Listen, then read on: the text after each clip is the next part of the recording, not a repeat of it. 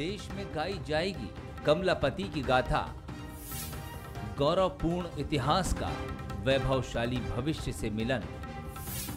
बदलता रेलवे, बदलता भारत। बंसल ग्रुप ने लिखी नई इबारत।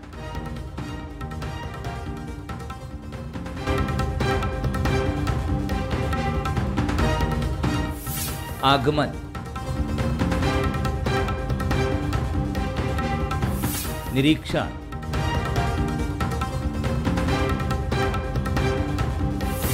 उद्घाटन। काम की तारीफ। ये मेहनत, ईमानदारी और संकल्प की तस्वीर है। ये बदलते भारत की मजबूत नींव है। ये गौरवपूर्ण इतिहास से वैभवशाली भविष्य से मिलन की शुभ घड़ी है। पीएम नरेंद्र मोदी ने भोपाल में 100 करोड़ की लागत से बने रानी कमलापति रेलवे स्टेशन का सोमवार को लोकार्पण कर दिया। इसी के साथ रानी कमलापति का नाम जुड़ने से गौंड गौरव भारतीय रेलवे से भी जुड़ गया।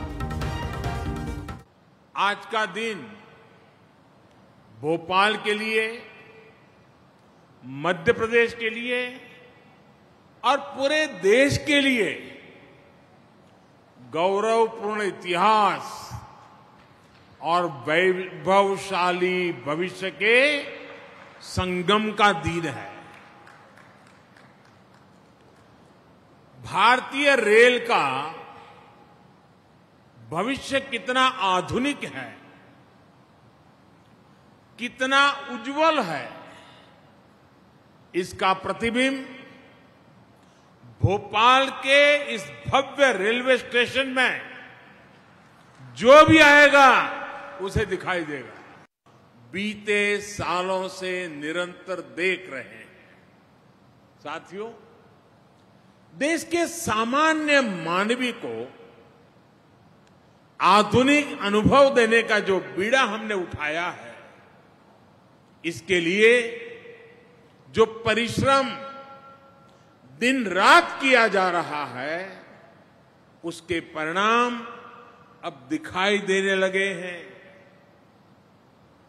कुछ महीने पहले गुजरात में गांधीनगर रेलवे स्टेशन का नया अवतार देश और दुनिया ने देखा था। आज मध्य प्रदेश में भोपाल में रानी कमलापति रेलवे स्टेशन के रूप में देश का पहला ISO सर्टिफाइड, देश का पहला PPP मॉडल आधारित रेलवे स्टेशन देश को समर्पित किया गया है। मैं हर महीना प्रगति कार्यक्रम में रिव्यू करता हूं कि कौन सा प्रोजेक्ट कहां पहुंचा। आप हैरान हो जाएंगे, मेरे सामने रेलवे के कुछ प्रोजेक्ट ऐसे आए जो 35-40 साल पहले घोषित हो चुके थे, लेकिन कागज पर लकीर भी नहीं बनाई गई। 40 साल हो गए। अब खैर ये काम भी मुझे करना पड़ रहा है, मैं करूंगा, आपको भरोसा देता हूं। अब भारत के दिल का रेलवे स्टेशन वर्ल्ड क्लास हो गया है। चलिए एक नजर इस स्टेशन पर भी डाल लेते हैं कि आखिर बंसल ग्रुप के बनाए इस वैभवशाली स्टेशन की विशेषताएं क्या हैं। इस स्टेशन परिसर का एरिया 23,000 वर्ग मीटर है। ये स्टेशन पूरी तरह से ग्रीन एनर्जी से संचालित होगा। स्टेशन पर 3 ट्रेवलेटर, 8 लिफ्ट, 12 एस्केलेटर लगाए गए हैं। स्टेशन पर 120 इलेक्ट्रॉनिक डिस्प्ले और 170 हाई रेजोल्यूशन कैमरे भी लगे हैं। स्टेशन पर 300 LED भी लगाई गई है। हर प्लेटफॉर्म पर 9 और कॉन्कोर्स पर 20 फूड स्टॉल बनाए गए हैं। प्लेटफॉर्म 1 की तरफ 36 मीटर ऊंची बिल्डिंग में फूड कोर्ट है। ये बदलते रेलवे की नई तस्वीर है। इसमें आधुनिक सुविधाएं, एक नई तरीके से रेलवे स्टेशन का विकास और सबसे बड़ी बात पूरे शहर के साथ इसका जुड़ाव, इसका इंटीग्रेशन कैसे हो, वो सब चीज़ों की व्यवस्था यहाँ पे की गई है। आपका हृदय से अभिनंदन। अनेकों नई रेल परियोजनाएं देने के लिए अलग अलग स्थानों पर लोग बैठे हैं। दोहरीकरण का सवाल हो, मेमो ट्रेन चलाने का सवाल हो, उसके विस्तार में नहीं जाता। आपने अनेकों सौगातें दी है। अपने प्रधानमंत्री जी का विजन, हवाई चप्पल पहनने वाला भी हवाई यात्रा करे और हमारे रेलवे स्टेशन भी एयरपोर्ट जैसे बन जाएं। रानी कमलापति स्टेशन से भले आदिवासी सियासत की झलक मिली, लेकिन इसके जरिए रेलवे के आधुनिकीकरण के डिजिटल युग की झलक भी दिखाई दी। ये भी दिखा कि बदलते भारत की बेहतरीन तस्वीर सिर्फ सोची ही नहीं जाती, बल्कि इसे जमीन पर अब उतारा भी जाता है। नमस्कार, मैं हूं शरद द्विवेदी और हमारा आज का मुद्दा है दिल हुआ वर्ल्ड क्लास। बेहिचक दिल हुआ वर्ल्ड क्लास और उसके दो महत्वपूर्ण कारण। पहला तो जनजाति गौरव दिवस का आयोजन जो हुआ, बहुत महत्वपूर्ण आयोजन, और इस आयोजन के जरिए जो प्रधानमंत्री नरेंद्र मोदी जी, मुख्यमंत्री शिवराज सिंह चौहान की मंशा जनजातीय गौरव के मान बिंदुओं को आगे लेकर आने की, उसकी एक पहल होती है। और प्रधानमंत्री का जो महत्वपूर्ण वक्तव्य हम सुबह दिल्ली में सुनते हैं और पूर्वोत्तर के कुछ जनजातीय समूहों के साथ वहाँ हम उनको एक लाइटर मूड में भी देखते हैं।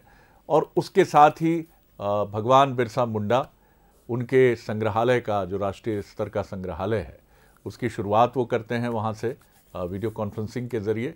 और फिर मध्य प्रदेश में घोषणा, ज़बरदस्त उनका कहना कि जनजाति गौरव पर्व हर वर्ष मनेगा, बिना नाम लिए पिछली सरकारों, खासतौर से कांग्रेस की तरफ इशारा कि ये चीज़ें पहले नहीं हुई। बात मुख्यमंत्री शिवराज सिंह चौहान ने भी अपने स्पीच में ये बातें कहीं। तो पहला जनजाति गौरव दिवस का एक आयोजन और उसके ज़रिए ये प्रतिबद्धता कि आदिवासी समुदाय के लिए केंद्र सरकार प्रतिबद्ध है, राज्य सरकार कटिबद्ध है और दोनों मिलकर अब एक नई इमारत आदिवासी विकास और उनके एक सर्वांगीण विकास के लिए आगे आते हुए पहल की जाएगी। और उसके बाद आता है देश के दिल में एक वर्ल्ड क्लास सुविधा के विकास की। और बहुत महत्वपूर्ण उपलब्धि, जैसा प्रधानमंत्री कह रहे थे, मुख्यमंत्री शिवराज सिंह चौहान ने भी उसको एंडोर्स करते हुए कहा कि अब ये विश्व स्तरीय सुविधाएं और एयरपोर्ट जैसे रेलवे स्टेशन हमारी पहचान बनेंगे। और प्रधानमंत्री ने बखूबी कहा कि गौरवशाली अतीत और वैभवशाली भविष्य के बीच का ये सेतु है, ये प्रतीक। और बहुत महत्वपूर्ण बात भी उन्होंने कह के ये भी बताया, जो नितिन गडकरी जी भी पहले कह चुके हैं, कि कई प्रोजेक्ट्स ऐसे हैं कि 35-40 साल में पूरे नहीं हो पाए, एक लाइन तक नहीं खिंची, लेकिन निर्धारित समय में कुछ प्रोजेक्ट्स हैं। गांधीनगर का उन्होंने जिक्र किया अपने भाषण में, जो पूरा हुआ। और पीपीपी मॉडल पर बंसल ग्रुप की द्वारा ये विकसित एक प्रोजेक्ट रहा, जिसने अब न सिर्फ देश के दिल बल्कि पूरे देश में और दुनिया में ये भारत की शान बना है। तो चलिए आज इसी पर हम बातचीत करेंगे और आज कुछ खास मेहमान हमारे साथ हैं। सबसे पहले मिलिए, हमारे साथ हैं सुनील बंसल जी, जो एमडी हैं बंसल ग्रुप के। मैं बहुत स्वागत करता हूं उनका। और छोटी सी बात ज़रूर आपको बता दूं कि बहुत विनम्रता से वो आगे बढ़ने में भरोसा रखते हैं और बहुत खामोशी से ये पूरा प्रोजेक्ट जिस तरह से आगे बढ़ा पूरी बंसलाइट्स की टीम के साथ, इसके वो विनम्र मुखिया के तौर पर निरंतर आगे बढ़ते रहे। मैं बहुत स्वागत करता हूं सुनील जी आपका। डॉक्टर हितेश वाजपेयी हैं मेरे साथ, प्रवक्ता बीजेपी और नागरिक आपूर्ति निगम के पूर्व अध्यक्ष, और वो हमारे साथ रहेंगे। और दिनेश गुप्ता जी हैं, वरिष्ठ पत्रकार और राजनीतिक विश्लेषक। कुछ राजनीतिक मायने जो निश्चित तौर पर समझने ही चाहिए, उनको भी हम समझेंगे। सबसे पहले मैं सुनील जी की ही तरफ चलता हूं। सर, मैं आपसे जानना चाहूंगा कि ये एक ऐसा प्रोजेक्ट था जी शरद, जो first of its kind in the country, देश में अपनी तरह का पहला ये प्रोजेक्ट रहा। और बहुत सारी तकनीकी परामर्श, बहुत सारा इंजीनियरिंग कंसल्टेंसी, क्योंकि स्ट्रक्चरल इंजीनियरिंग का ही एक बड़ा नमूना है वो एयर कॉन्कोर्स जो हम सब ने देखा। कैसे आज आप याद करते हैं जब शिलान्यास और पहला पत्थर इस बड़े प्रोजेक्ट के लिए, जो देश में पीपीपी मोड पर अपनी तरह का पहला प्रोजेक्ट है, कैसे याद करते हैं आप उस दिन को?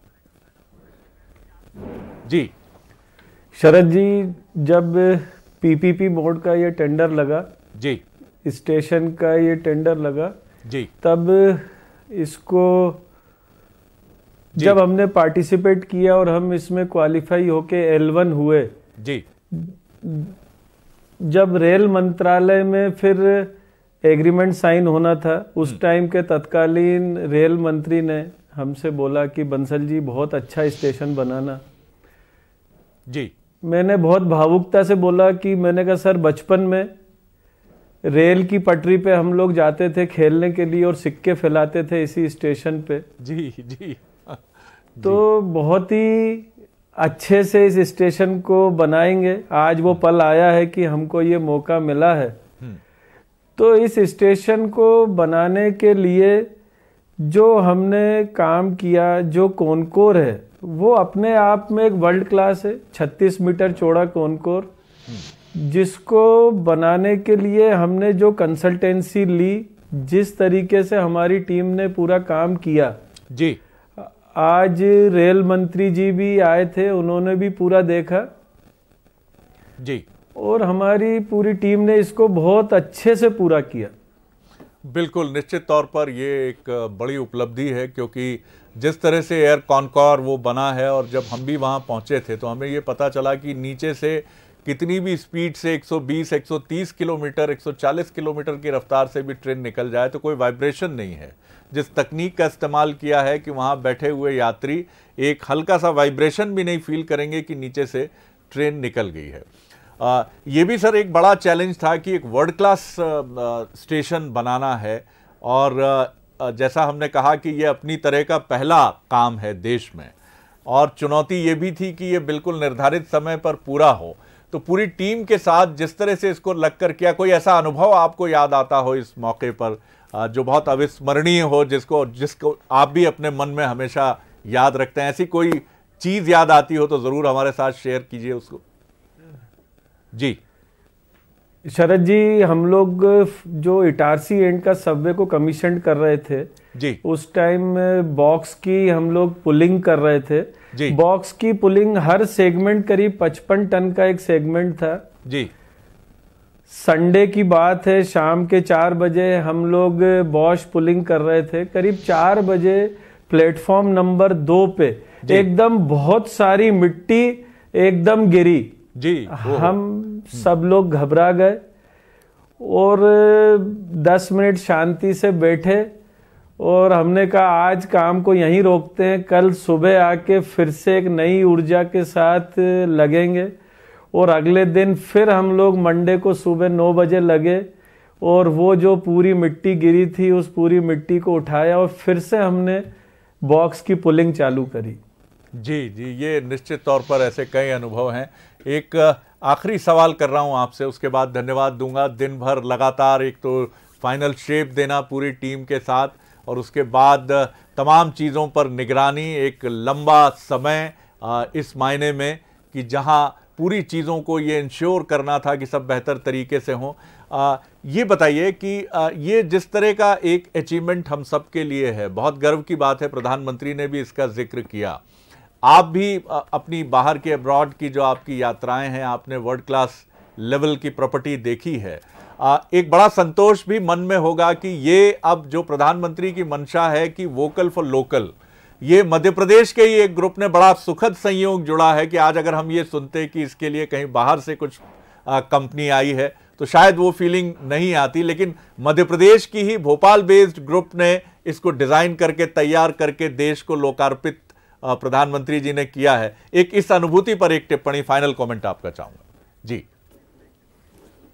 शरद जी, आज ये जो दिन था बंसल ग्रुप के लिए, बंसल ग्रुप के सभी कर्मचारी अधिकारियों के लिए, भोपाल वासियों के लिए और पूरी मध्य प्रदेश के लिए बहुत ही गौरव का दिन था। आज गौरव दिवस भी था और जिस तरीके से प्रधानमंत्री जी को आज संतुष्टि मिली कि अब आधुनिक भारत कैसा होगा, आधुनिक भारत के रेलवे स्टेशन कैसे होंगे, और प्रधानमंत्री जी जो चाहते थे कि जो स्टेशन है उसी के चारों तरफ शहर का विकास हो, वहीं पे पैसेंजर को सब तरह की सुविधा मिले, होटल उसको मिले, उसके ऑफिसेज वहाँ पर हों, मल्टी मॉडल हम इसको कैसे बना सकते हैं, मेट्रो से कनेक्शन, होटल, एंटरटेनमेंट, सब चीज की सुविधा और विश्व स्तर की सफाई, ये सबसे इम्पोर्टेंट ये सब करके आज हम लोग बहुत गौरवान्वित हैं और बहुत अच्छा महसूस कर रहे हैं। अब बहुत धन्यवाद करता हूँ सुनील जी, आप जुड़े और हमने देखा कि किस तरह ये एक अद्भुत शाहकार जो है वो साकार हुआ, ज़मीन पर उतरा और आगे बढ़ा। तो ये थे सुनील बंसल, बंसल ग्रुप के एमडी, जिन्होंने लगातार अपनी टीम के साथ इसको पूरा किया।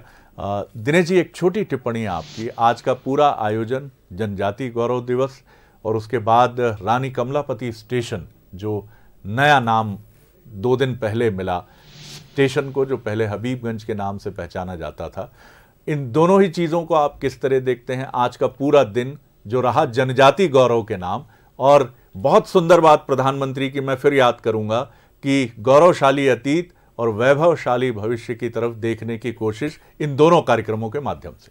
देखिए शरद जी, सबसे पहले तो मैं बंसल ग्रुप को बहुत बहुत बधाई इस पूरे के लिए, क्योंकि उन्होंने भोपाल का जो नाम है एक टेक्नोलॉजी के जरिए पूरी दुनिया में ये बताया है कि भोपाल जैसी जगह में भी ऐसी लोग हैं, ऐसी कंपनियां हैं जो वर्ल्ड क्लास स्टेशन बना सकते हैं। फिर जो प्रधानमंत्री जी ने जिस बात का जिक्र किया कि भविष्य का जो रेलवे की जो परिकल्पना उनके दिमाग में है, वो ये बताती है कि रेलवे अब उस तरह के उपेक्षित नहीं रहेगा। मतलब आप ये जिस तरह के हमने स्टेशनों की दुर्दशा देखी है, वो लालटेन युग से हम ये देखते हैं ना कि अभी भी जो है हरी झंडी वाला जो युग है, उससे निकलने की अब इसकी आवश्यकता जो है उन्होंने महसूस की थी। और पीपीपी मोड पर किसी स्टेशन को डेवलप करना बहुत बड़ा राजनीतिक जोखिम होता है, ये काम जो उन्होंने लिया, और कोई कंपनी भी इसको स्वीकार कर ले, ये भी कोई चैलेंज भरा काम ही है। तो मुझे लगता है कि ये, और फिर उस पर कमलापति आपने जब नाम उनसे जोड़ा रानी कमलापति से, तो एक अतीत और जो विकास की जो कॉम्बिनेशन है दोनों से, मुझे लगता है कि ये जो भोपाल का जो नाम है वो कई स्तरों पर कई मामलों में अब चर्चा में आएगा।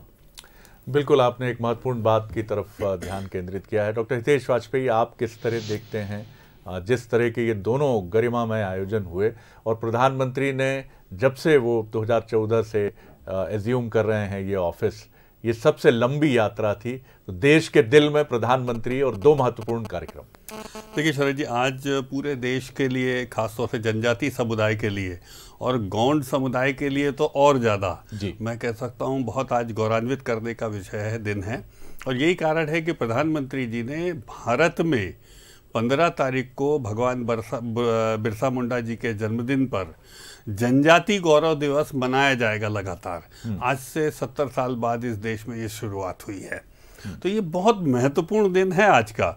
हम चूंकि सब लोग लोकली जुड़े हुए हैं तो हम लोकली सोच पाते हैं, लेकिन हमें ध्यान रखना होगा कि ये सौभाग्य मध्य प्रदेश को मिला कि ये दिवस प्रधानमंत्री जी ने मनाने का मध्य प्रदेश में निर्णय लिया। ये क्योंकि हमारी पॉपुलेशन सबसे ज़्यादा है वनवासी समुदाय की, जो भारत में है हमारे राज्य में, तो इस आधार पे हमको उसका प्रतिनिधित्व करने का मौका मिला। लेकिन ये पूरे देश के गौरव के लिए, जनजातीय समुदाय के गौरव के लिए आज पल है। We are very grateful to this community. हम जो जनजातीय गौरवशाली नेतृत्व है उसके वाकई में ऋणी हैं कि किस प्रकार उन्होंने आज़ादी में भाग लिया, आज़ादी की लड़ाई में, चाहे मुगलों से लड़े हों, अंग्रेज़ों से लड़े हों, तुर्कों से लड़े हों। बहुत लंबा एक रहा है, मैं उसमें डिटेल में नहीं जाना चाहता।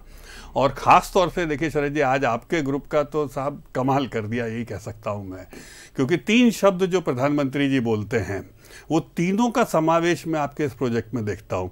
मुझे लगता है जो यंगस्टर सुन रहे हैं इस बात को, जो एंटरप्रेन्योर बनना चाहते हैं, जो वाकई में अपने आप को स्थापित करना चाहते हैं, उन्हें इस प्रोजेक्ट से 3 सीख जो प्रधानमंत्री, देखिए सीख देना आसान होता है शरद जी, और जैसा बंसल साहब ने कहा कि जब आप उन सीख पर चलते हैं तो बाल उड़ जाते हैं साहब, धुआं आंधी देखकर जब आप चलना शुरू करते हैं। वो 3 बातें महत्वपूर्ण फिर मैं रिपीट करूंगा। एक होती है स्किल सर, कि लोकल स्किल इतनी मजबूत, चाहे तकनीक के रूप में हो, चाहे हौसले के रूप में हो, संसाधनों के रूप में हो। साहब बंसल ग्रुप हमारे भोपाल का ग्रुप है, तो आप सोचिए हमारी स्किल को हमने, जो प्रधानमंत्री जी बार बार स्किल बोलते हैं, उस स्तर पर लेके आए। दूसरा शब्द स्केल। स्केल क्या? World class. तो हमने लोकल स्किल को कहाँ लाकर खड़ा कर दिया था? वर्ल्ड क्लास स्तर पे। तो जब ये बंसल ग्रुप कर सकता है तो मुझे लगता है हमारे भोपाल के जितने लोग हैं, मध्य प्रदेश के लोग हैं, उनको प्रेरणा लेनी चाहिए कि नहीं, हम कर सकते हैं। तो दूसरी चीज़ स्केल, तीसरी चीज़ शरद जी बहुत इंपॉर्टेंट है जिसका आप सभी ने जिक्र किया, वो स्पीड, जो प्रधानमंत्री जी बार बार बोलते हैं। सर, टाइम फ्रेम में उसको ख़त्म करना। आज आप उनके चेहरे पर थकान देख रहे हैं ना साहब, ये एक फोटो फिनिश की थकान है शरद जी, कि हमको उसको टाइम स्केल में करना है। तो स्किल को लेकर जाना उस स्केल तक जो इंटरनेशनल लेवल की है, और स्पीड प्रधानमंत्री की मैच करना। हमको 40 साल तक के प्रोजेक्ट नहीं चाहिए शरद जी। तो मुझे लगता है 36,000 वर्ग मीटर पर वर्ल्ड क्लास स्टेशन को तैयार करना, और मुझे नहीं लगता 36 महीने से ज्यादा हुए होंगे या उसके आसपास ही रहे होंगे। उसमें कोविड फर्स्ट और कोविड 2 की चुनौती रही है। कोई लेबर नहीं, हजारों लेबर लगती है साहब, कोई घर से नहीं निकल रहा, ना मटेरियल का मूवमेंट है, ना ट्रक्स का मूवमेंट है, और करीब 12-14 महीने हम लोगों के इस दौर में निकल चुके हैं। तो सर, तीनों का अनूठा संगम इस ग्रुप ने इस प्रोजेक्ट में चुनौतियों के बीच करके दिखाया है। और ये मैं ऐसे ही नहीं कह रहा हूँ, कोई भी अध्ययन कर ले इसका प्रोजेक्ट का, तो मुझे लगता है एक अनूठा उदाहरण मध्य प्रदेश में बनकर खड़ा हुआ है यंगस्टर्स के लिए। हमको उसे करना चाहिए। और एक बहुत बड़ा आपको feather in your cap is what, कि देखिए साहब, पहला पीपीपी प्रोजेक्ट, और पहला प्रोजेक्ट कई मायनों में, और उसमें पहला आदिवासियों के नाम जनजाति गौरव का नाम भी आपके ग्रुप को रखने को मिला। पहला टिकट आप लोगों ने फाड़ा है आज जी, रानी कमलापति रेलवे स्टेशन का। तो मुझे लगता है कि आप लोगों के लिए, मध्य प्रदेश के लिए और हम सभी के लिए गौरव का क्षण है। सभी को बहुत बहुत बधाई हो, और हम इसको शुरुआत माने शरद जी, बिल्कुल नए युग की, जिसको हम वाकई में होते हुए देखना चाहते हैं। तो एक अनूठा उदाहरण आप सभी ने प्रस्तुत किया है, मोदी जी के नेतृत्व ने प्रस्तुत किया है। जो बातें कहते हैं स्केल, स्पीड और स्किल की, उसको फलीभूत करके आज आपने रानी कमलापति स्टेशन के रूप में दिखाया है। मुझे लगता है कि ये एक स्टडी का एक विषय हो सकता है। कुछ लोग आए, इसका अध्ययन भी करें और लोगों के सामने उदाहरण प्रस्तुत करें, डिटेल में बंसल साहब से बात करें बैठ के, कि भाई ये लर्निंग है भाई। अपने आप में देखिए, ये प्रोजेक्ट पहले नहीं होते थे, पहले ही था। तो आप सोचिए कितने मायनों में लर्निंग होगा। चलता हुआ स्टेशन है, कभी आपने सुना हो स्टेशन बंद हो गया जी? कभी नहीं सुना होगा। तो मुझे लगता है कि यह अनूठा उदाहरण है, और हमारे सबके लिए तो खुशी और गौरव का पल है। बिल्कुल, और बहुत सारे सुखद संयोग जुड़े हैं, जैसा आपने भी एक जिक्र किया कि गोंड रानी कमलापति के नाम पर ये पहला वर्ल्ड क्लास स्टेशन है, पीपीपी मोड पर बना हुआ, मतलब इतिहास में दर्ज हो। और बहुत महत्वपूर्ण बात आपने की, जिस तरह से आपने कहा स्किल, स्केल और स्पीड। प्रधानमंत्री ने आज एक और एब्रीविएशन के लिए वो पहचाने जाते हैं। आज उन्होंने ये भी कहा कि every person is important. VIP culture से हम निकलेंगे, अब हम आएंगे इस कल्चर की तरफ जहां एवरी पर्सन, ईपीआई, हर व्यक्ति इस देश का महत्वपूर्ण है। देखिए इसके पीछे उनकी सोच क्या है। सोच ये है, चाहे वो मुख्यमंत्री शिवराज सिंह चौहान हो, चाहे प्रधानमंत्री हो, सोच ये है कि वो नागरिक, यहां छन्नूलाल जी भी आएंगे जो किसी ट्राइबल डिस्ट्रिक्ट के छोटे से गांव के रहने वाले होंगे, बाड़ी, बरेली, सल्तनपुर, गौहरगंज, यहाँ से आज उन्हें एहसास होगा जब वो एस्केलेटर्स पे जाएंगे, और जब वो देखेंगे कि ये विश्व स्तरीय सुविधाएं हैं, पानी तापमान से नियंत्रित हो रहा है, गर्मी है तो ठंडा हो गया, ठंड है तो गर्म हो गया। तो ये सुविधाएं सबके लिए, नहीं तो पहले हम देखते थे कि एक सुविधा अलग है, एक सुविधा अलग है। एक भ्रांति दूर कर दूं सर, बीच में कई कारण से आ रही, मैं इसको पॉलिटिकल नहीं करना चाहता। इसके जो यूजर चार्जेस हैं वो बड़े फ्रेंडली चार्जेस हैं। तो आप ये मत सोचिए कि इसमें 500 रुपए या 1000 रुपए लिए जाएंगे। ये मैं आपको बहुत स्पष्ट कर दूं, जल्दी आप लोग बता भी देंगे, मैं ज्यादा खुलासे नहीं करना चाहता। निश्चित तौर पर देखिए, ये विश्व स्तरीय सुविधा जरूर है, लेकिन इन सारी सुविधाओं के पीछे दृष्टि यही है कि पीपीपी मोड पर देने के बावजूद लोगों के, उनकी क्षमता के भीतर तमाम वो चीज़ें हों। दिनेश जी, 2 छोटे छोटे सवाल लेकर मैं कंक्लूड करूंगा इस बातचीत को। आज का दिन बड़ा, प्रधानमंत्री जी की सोच, मुख्यमंत्री जी की सोच बड़ी ज़बरदस्त रहती है। हमने ये भी देखा कि एक तरफ बात हुई आधुनिक भारत की, और एक तरफ जनजातीय गौरव की पुनर्स्थापना की बात हुई। तो अब बीजेपी समाज के वंचित वर्ग के महापुरुषों के प्रतीकों को आगे लाने की कोशिश भी कर रही है। आप देखिए, ये राजनीति है, सियासत है, इसमें इसके मायने तो ढूंढे जाते ही हैं, लेकिन ये बीजेपी का एक इस मामले में भी एक महत्वपूर्ण कदम है कि समाज का वो वर्ग जो अपने मान बिंदुओं को आगे देखना चाहता था। क्या आपको लगता है कि इसका निश्चित तौर पर एक राजनीतिक माइलेज, पॉलिटिकल माइलेज भी आगे बीजेपी के लिए? जी, जिस तरह से प्रधानमंत्री जी का ये कार्यक्रम था और इसमें जो कनेक्ट था, गोंड आदिवासी वाला जो कनेक्ट था, बहुत महत्वपूर्ण था कि उन्होंने, आप देखिए, दोनों कार्यक्रम एक दूसरे के पूरक कर दिए कि कमलापति के नाम पर, रानी कमलापति के नाम पर आपने जिस तरह से कार्यक्रम किया, तो निश्चित तौर पर इतिहास को लोगों में जानने में रुचि होगी। और जिस तरह से हम नामकरण करते हैं ना, नामकरण से भी लोगों को ये पता लगता है कि ये महापुरुष कौन थे। जो हमने ये देखा ना कि ये कुछ परंपरावादी तरीके से कुछ नामों पर पूरा केंद्रित हो गई थी चीज़ें। यदि इसको व्यापक करेंगे तो हम फिर जो भारत का इतिहास है जिसकी बार बार बात होती है, उसके लोगों के बारे में जानेंगे। बहुत सारे अनगिनत ऐसे लोग हैं जिनके बारे में हमारी आज की पीढ़ी नहीं जानती है, तो उनको जानने के लिए ज़रूरी है कि इस तरह की पहल की जाए। ऐसे जो है जिन्होंने आज़ादी की लड़ाई से 1857 से भी पहले अलग तरह की एक उन्होंने एक लड़ाई लड़ी है, उनके बारे में उनको बताया जाए। पाठ्यक्रमों में शामिल करने का उद्देश्य भी यही होता है। लेकिन हम ये देख रहे हैं प्रोफेशनल कोर्स के कारण ये सब एक साइडलाइन इनको होते जा रहे हैं। तो मुझे लगता है कि ये बहुत महत्वपूर्ण है और आगे भी इसको निरंतर किया जाएगा, ऐसी उम्मीद की जानी चाहिए। जी देखिए, मैं तो आपके सवाल को सीधा लेता हूँ शरद जी, क्योंकि आप पत्रकार हैं साहब, आप तो इतना छुपा के नहीं बोलना चाहिए। हाँ, हम राजनीति कर रहे हैं, मतलब कोई कंफ्यूजन नहीं है। मैं सीधी सी बात कर रहा हूँ, मतलब कोई इसमें मैं क्यों हम ब्लफ करें दर्शकों को। हाँ, हमारा ये राजनीतिक निर्णय है, पर देखिए साहब, राजनीतिक निर्णय लेने ही तो राजनेता आते हैं ना साहब। हमको लगता है कि भाई ये समुदाय छूट रहा है और इसके लिए पक्ष में यदि हम निर्णय लेते हैं शरद जी, तो हमको वोट मिलते हैं ना। यदि हम जनजातीय समुदाय को साथ लेकर चलते हैं, हम गोंड रानी के लिए, भाई हमने अपने पुरखों के नाम पे तो नहीं बना दिया ना, आपको सब नाम मालूम है किन किन के चले थे, हमने चुना भाई उनके प्रतीक चिन्ह को, तो साहब इसके वोट यदि हमको मिल जा रहे हैं तो क्या गलत है? क्या भारत के आज़ादी में, योगदान में, बढ़ने में जनजातीय समुदाय का भी तो गौरवशाली मुझे लगता पक्ष है। और इस आधार पर यदि वोटिंग होती है शरद जी, तो अच्छा क्या बुराई है? आप तो कहते हैं हमने ये स्टेशन भी मोदी जी ने वोट के लिए बनाया, चलो मान लिया कि जो आदमी एस्केलेटर पे चलेगा, ट्रेवलेटर पे चलेगा और उसकी जेब के अंदर से चलेगा, हमको वोट देगा।